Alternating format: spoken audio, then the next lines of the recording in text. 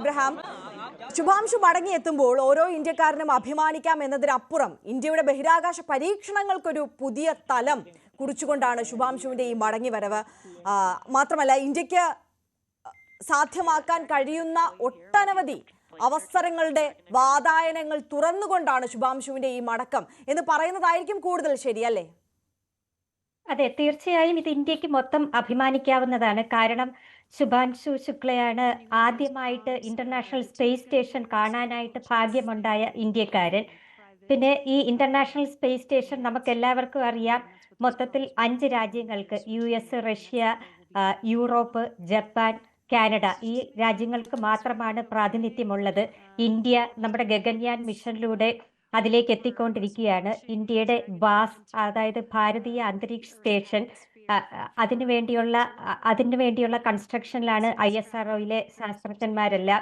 അത് 2028 അതിന്റെ ആദ്യ വിക്ഷേപണവും 35ഓടെ അത് ഫുൾ ഫ്ലെഡ്ജ്ഡ് ആയിട്ടും പ്രവർത്തനം ആകും എന്നുമാണ് ഏറ്റവും ഒടുവിലത്തെ വിവരങ്ങൾ. അപ്പൊ ഈ വക ഗവേഷണങ്ങൾക്ക് ഈ ഒരു ഇന്ത്യക്കാരൻ ISSൽ പോയതിലൂടെ അതിൽ നിന്ന് കിട്ടുന്ന അറിവുകളും മറ്റും ഈ ഒരു മിഷന് തീർച്ചയായിട്ടും മുതൽക്കൂട്ടാവുകയും ഇത് കൂടുതൽ കാര്യക്ഷമമായിട്ട് ISROയ്ക്ക് ഇതിനകത്ത് ഈ ശുഭാൻശു ശുക്ലയുടെ ഇൻപുട്ടുകളും കൂടെ ചേർത്ത്, ഈ സ്പേസ് ഫ്ലൈറ്റിൽ നിന്ന് കിട്ടിയ അറിവുകളും കൂടെ ചേർത്ത് ഈ ഭാരതീയ അന്തരീക്ഷ സ്റ്റേഷൻ ഏറ്റവും പെട്ടെന്ന് ഫലപ്രാപ്തിയിലെത്തുകയും അത് ഇന്ത്യക്ക് ഏറ്റവും അഭിമാനകരമാവുകയും, കാരണം ISRO ഇന്ത്യ ഇത്രയധികം സ്പേസിൽ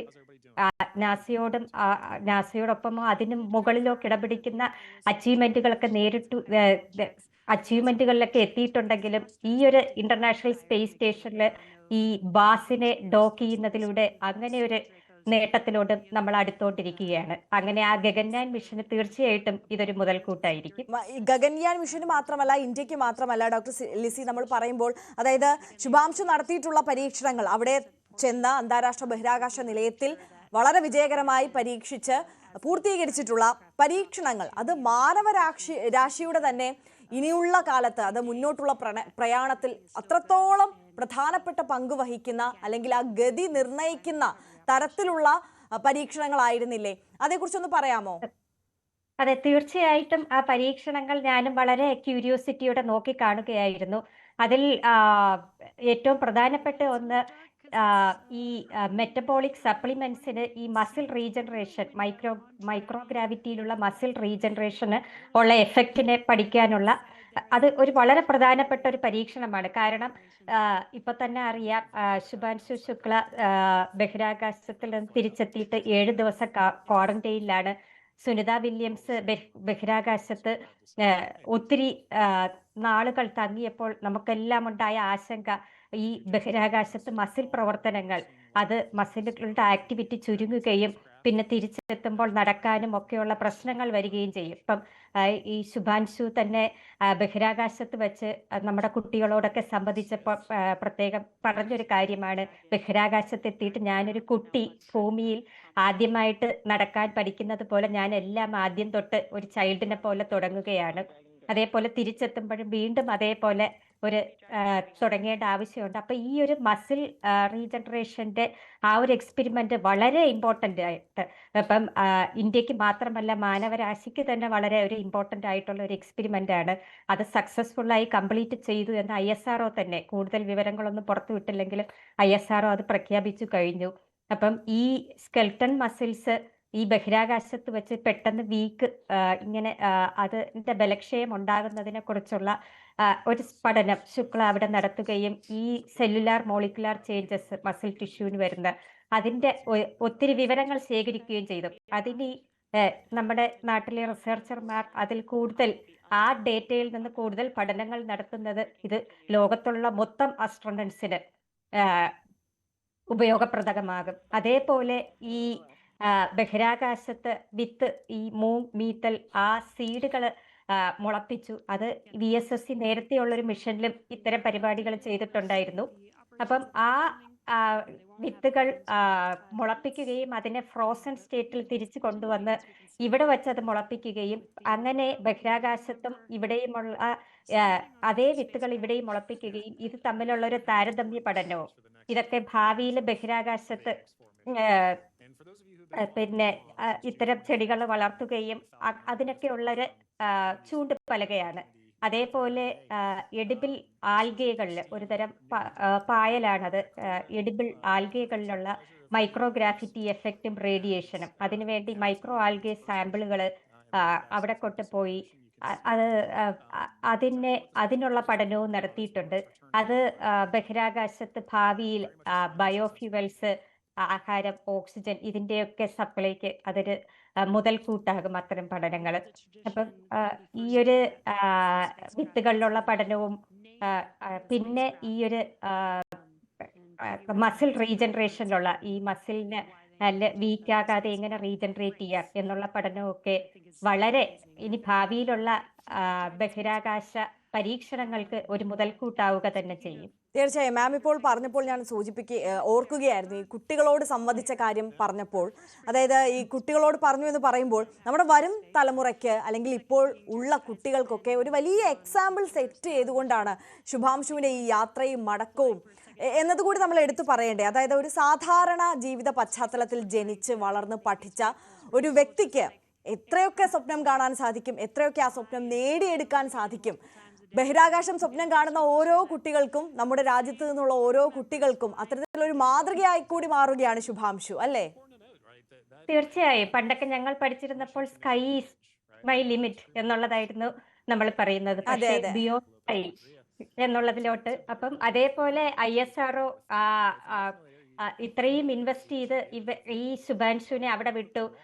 ഇങ്ങനെ കേരളത്തിൽ നിന്ന് തിരഞ്ഞെടുത്ത കുട്ടികളെ എല്ലാം BSSCയിൽ കൊണ്ടുവന്ന് അവരുമായിട്ട് ഡയറക്റ്റ് കമ്മ്യൂണിക്കേഷൻ നടത്തി. അതിന്റെ എല്ലാം പിന്നിൽ ISRO തന്നെ പറയുന്നത് ഇവരുടെ ഒരു മിഷന്റെ ഒരു മെയിൻ ഭാഗമാണ് ഔട്ട്റീച്ച് ആക്ടിവിറ്റി, കുട്ടികളിൽ ഇൻസ്പിറേഷൻ ഉണ്ടാക്കുക. അപ്പം നമുക്ക് ഏതൊരു കാര്യത്തിലോട്ട് നമ്മൾ ഇറങ്ങിത്തിരിക്കുമ്പോൾ ആദ്യം നമുക്ക് അതിനുള്ളൊരു മോട്ടിവേഷനും ഇൻസ്പിറേഷനും ഒക്കെ വേണം. അപ്പം ശുഭാംശുവിനെ പോലെ 1000 ശുഭാംശുമാർ ഉണ്ടാകുവാനും ഇപ്പോൾ രാകേഷ് ശർമ്മ ബഹിരാകാശം വലയം ചെയ്തിട്ട് എത്രയോ വർഷങ്ങൾക്ക് ശേഷമാണ് അല്ലെങ്കിൽ ഞാൻ നേരത്തെ പറഞ്ഞതുപോലെ ISRO നാസയോടോ അതിന് മുകളിലോ കിടപിടിക്കുന്ന ഒരു സ്പേസ് ഓർഗനൈസേഷൻ ആയിട്ടും ആദ്യമായിട്ടാണ് ഒരു ഇന്ത്യക്കാരന് ISS കാണാനുള്ള ഭാഗ്യമുണ്ടായത്. പക്ഷേ ഇനി ഇത്തരം കാര്യങ്ങൾ കൂടുതൽ പേരിൽ എത്രയോ വർഷം കാത്തിരുന്ന ഒരു സച്ചിൻ ടെണ്ടുൽക്കർ ഡബിൾ സെഞ്ചുറി എടുത്തപ്പോഴാണ് പിന്നെ തുടരെ ഡബിൾ സെഞ്ചുറികൾ എടുക്കാൻ ഇൻസ്പിറേഷൻ ഉണ്ടായതെന്ന് പറയുന്നത് പോലെ ഇത് തീർച്ചയായും കൂടുതൽ കുട്ടികളിലോട്ട് ഇത് ഇൻസ്പയർ ചെയ്യുകയും അവരെ കൂടുതൽ സ്പേസ് റിസർച്ചിലോട്ട് വരികയും എല്ലാം അതിന് മോട്ടിവേറ്റ് ചെയ്യുകയും ഈ പറഞ്ഞതുപോലെ ഞാനൊരു സാധാരണക്കാരനാണെങ്കിൽ എൻ്റെ മുന്നിൽ ഇപ്പോൾ ജീവിച്ചിരിക്കുന്ന ഒരു എക്സാമ്പിൾ ഉണ്ട്. എനിക്ക് അവരുമായിട്ട് സംവാദിക്കാനും ഒക്കെ പറ്റി.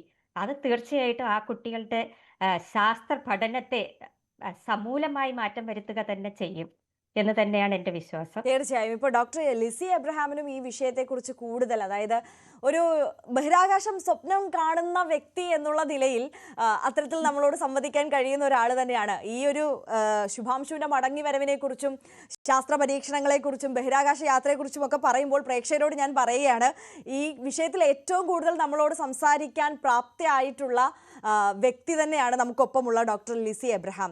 തുടക്കത്തിൽ ഞാൻ സൂചിപ്പിച്ചിരുന്നു, അതായത് ഇന്ത്യയിൽ നിന്ന് തന്നെയുള്ള സ്ത്രീകൾ മാത്രം പങ്കെടുത്ത ഒരു സാറ്റലൈറ്റ് പ്രൊജക്റ്റ് അത് നടപ്പാക്കി അതിൻ്റെ ലീഡായിരുന്നു ഡോക്ടർ ലിസി എബ്രഹാം. അതോടൊപ്പം തന്നെ കേരളത്തിൽ നിന്നുള്ള സ്റ്റുഡൻസിൻ്റെ ആദ്യത്തെ സാറ്റലൈറ്റ് പരീക്ഷണം കൂടിയായിരുന്നു അത്.